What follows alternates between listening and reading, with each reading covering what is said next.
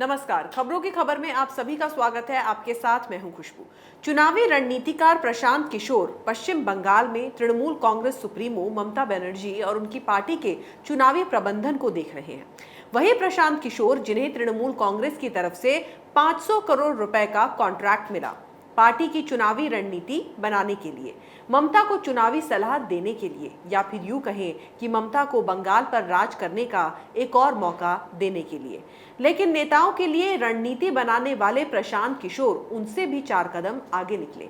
जी हां, ममता बनर्जी जैसी कद्दावर और अहंकारी नेता की पीठ में पीके ने छुरा घोंप दिया।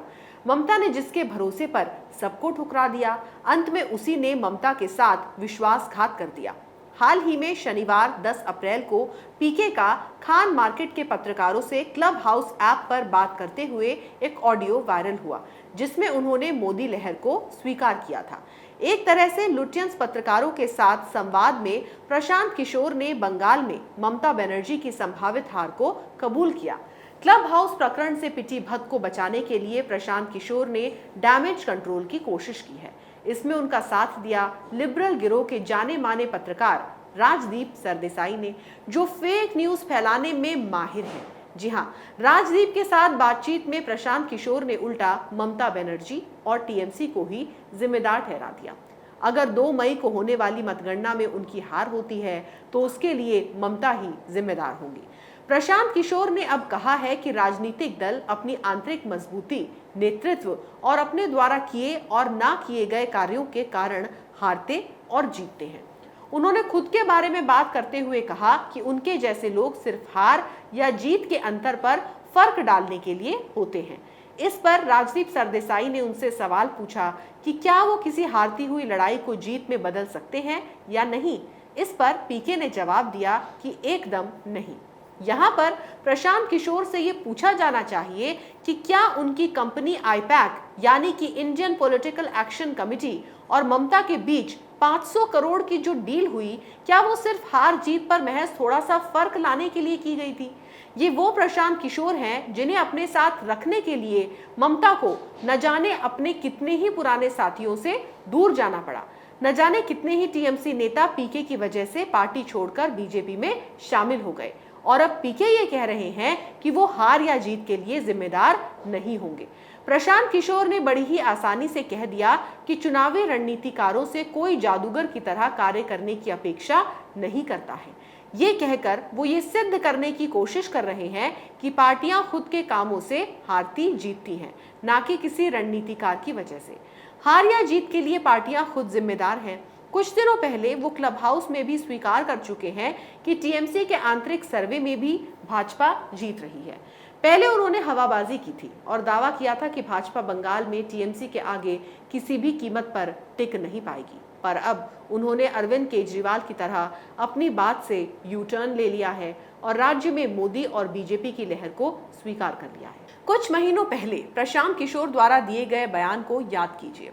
शुभेंदु अधिकारी समेत टीएमसी के कई नेताओं के अमित शाह के दौरे के दौरान बीजेपी में शामिल होने के बाद चुनावी रणनीतिकार प्रशांत किशोर ने दावा किया था कि बंगाल में भाजपा दहाई के आंकड़े के लिए भी संघर्ष करती दिखेगी।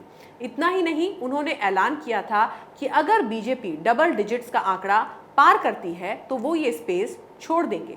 उन्होंने ट्वीट में ये नहीं बताया था कि स्पेस से उनका आशय किससे है, लेकिन आईपैक के एक टॉप अधिकारी ने कहा कि प्रशांत किशोर कहना चाहते हैं कि वो चुनावी रणनीतिकार का काम छोड़ देंगे। गौरतलब है कि पिछले लोकसभा चुनाव में बंगाल में बीजेपी के 18 सीटों पर जीत दर्ज करने के बाद ममता बनर्जी ने प्रशांत किशोर की कंपनी आईपैक को हायर किया। बीजेपी में शामिल होने वाले तृणमूल कांग्रेस के ज्यादातर नेताओं ने प्रशांत किशोर की कार्यशैली की आलोचना की है। प्रशांत किशोर का दावा इस लिहाज से महत्वपूर्ण था क्योंकि अमित शाह पहले ही कह चुके थे कि उनकी पार्टी बंगाल विधानसभा के अगले चुनाव में 200 से ज्यादा सीटें लाकर सरकार बनाएगी। दूसरी तरफ बीजेपी ने प्रशांत किशोर को भाड़े का सिपाही बताते हुए उनके ट्वीट पर चुटकी लेते हुए कहा था कि वो अपने एम्प्लॉयर ममता बनर्जी को खुश करने की कोशिश कर रहे थे।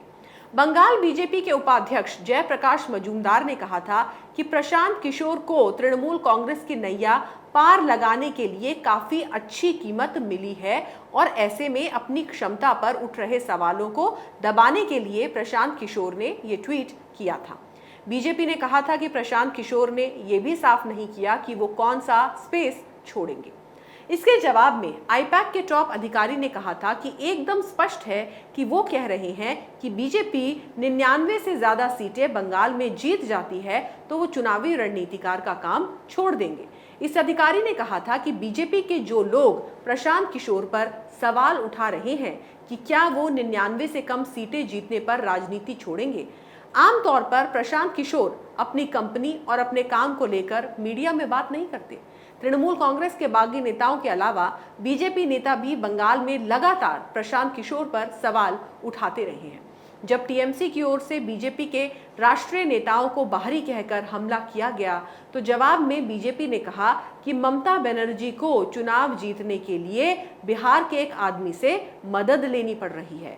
ऐसा कहा जा रहा था कि अपने ऊपर लगातार हो रहे हमले की वजह से प्रशांत किशोर ने ऐसा आक्रामक ट्वीट किया। लेकिन चाहे जो भी हो, जब तीर कमान से निकल जाए तो उसे वापस नहीं लिया जा सकता। प्रशांत किशोर ने बीजेपी के प्रदर्शन को लेकर जो कुछ भी कहा उसकी जिम्मेदारी उन्हें पूर्ण रूप से लेनी पड़ेगी। अब वो ये कहकर पल्ला नहीं झाड़ सकते कि अपनी जीत या हार के लिए राजनीतिक पार्टियां खुद जिम्मेदार हैं। प्रशांत किशोर को अब पंजाब में कैप्टन अमरिंदर सिंह की चुनावी प्रचार अभियान की रणनीति की जिम्मेदारी भी संभालनी है। उत्तर प्रदेश विधानसभा चुनाव में कांग्रेस बुरी तरीके से फेल हुई, तब प्रशांत पार्टी के ही साथ थे। प्रशांत किशोर को लेकर मीडिया में हाइप भी इसलिए बना था क्योंकि उन्होंने प्रधानमंत्री नरेंद्र मोदी के लिए 2014 लोकसभा चुनाव में काम किया था। उन्होंने मीडिया के कुछ हिस्से को अपने साथ लेकर अपनी कंपनी की ब्रांडिंग शुरू की। लोगों का मानना है कि 2014 लोकसभा चुनाव में सारी रणनीति पीएम मोदी की थी और कमाल उनके चेहरे की लोकप्रियता का था।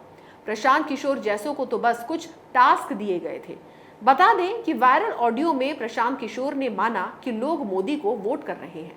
बंगाल के आबादी के 27% एससी और मतुआ सभी भाजपा के लिए वोट कर रहे हैं।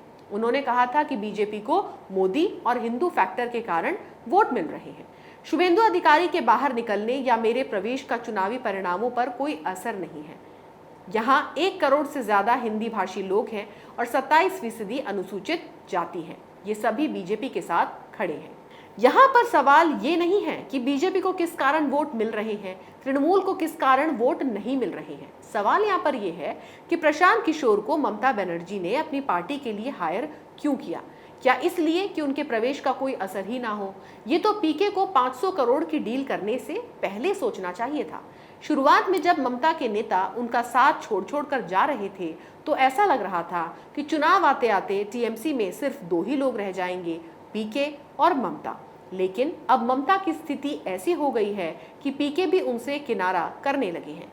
किसी ने सही कहा है, सब कुछ करो पर अहंकार मत करो। ये इंसान को कहीं का नहीं छोड़ता। इसी अहंकार के कारण ममता बनर्जी की इतनी फजीहत हो रही है, या यूं कहें कि इसी के कारण ममता अब बिल्कुल अकेली पड़ गई हैं। ममता ने अपने अहंकार में अपने उन करीबियों को खुद से दूर जाने दिया जिन्होंने उनके लिए बंगाल में चुनावी जमीन तैयार की, और अब वही अहंकार ममता को ले डूबा। एक एक करके धीरे धीरे वो अकेली पड़ती गई। ममता बनर्जी ने इस तथ्य की अनदेखी कर दी कि संगठन में ही शक्ति होती है, अकेले चलकर कोई भी युद्ध नहीं लड़ा जाता। और चलो, अगर किसी कारणवश अकेले लड़ने की नौबत आ भी जाए तो उसके कोई मायने नहीं होते। ऐसा इसलिए क्योंकि जीत का जश्न या हार की निराशा में किसी ना किसी के साथ की जरूरत होती है। लेकिन ममता अपने घमंड में सबको छोड़कर सिर्फ बंगाल की बेटी का तमगा गले में पहनकर बंगाल की चुनावी सड़क पर अकेले ही चलती हैं और विनाश हो गया।